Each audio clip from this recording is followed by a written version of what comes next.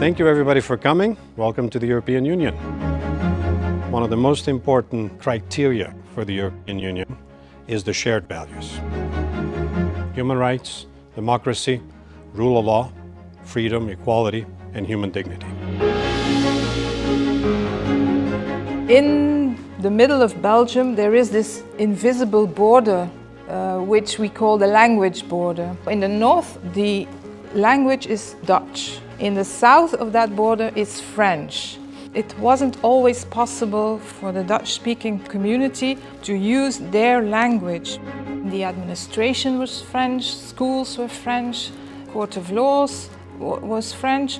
So it really was a struggle for the Dutch-speaking community to get where they are now.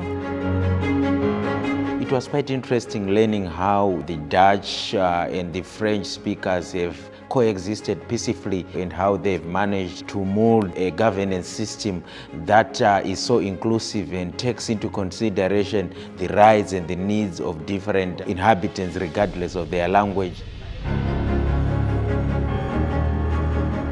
One of the main points of mission of the Conference is dialogue. The EU has changed a lot in dimension, in geography, in borders, in competences. There have been a lot of reforms of the treaties.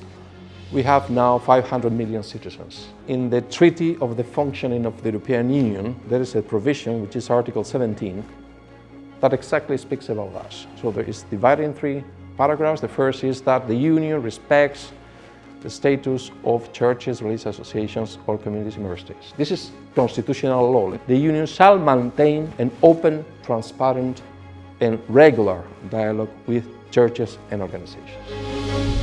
What became the European Union was at the end of the Second World War, when 6 countries got together and decided, how do we start rebuilding after such a catastrophe?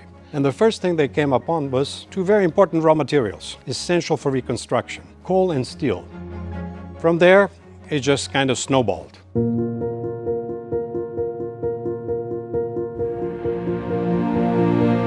At first it was all local people, and then the mines got bigger, got longer, so the mine extended and we always needed more and more people.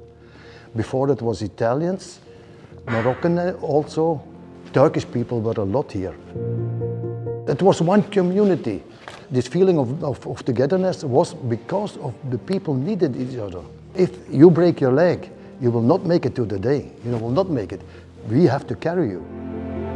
We often think of migration in Belgium as foreigners seeking jobs and wanting to improve their life economically.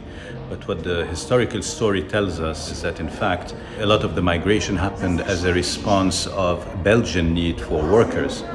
And so it's the flip of the story.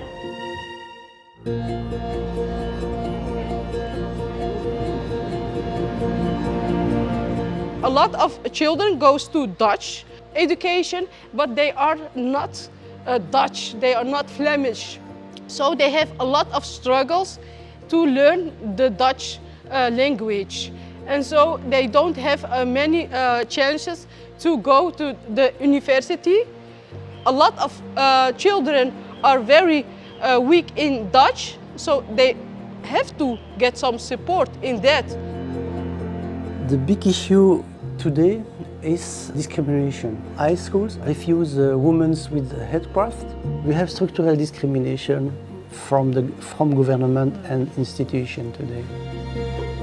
You are from us or you are not from us. You are Flemish or you are not Flemish. It's very simple.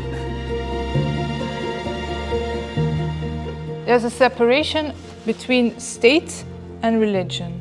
You won't see religious signs here in this building or in another official building in Belgium.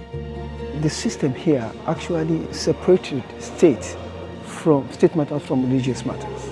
But that does not mean that religion does not exist among the people. Irrespective of your religious background or cultural background, we are all living together.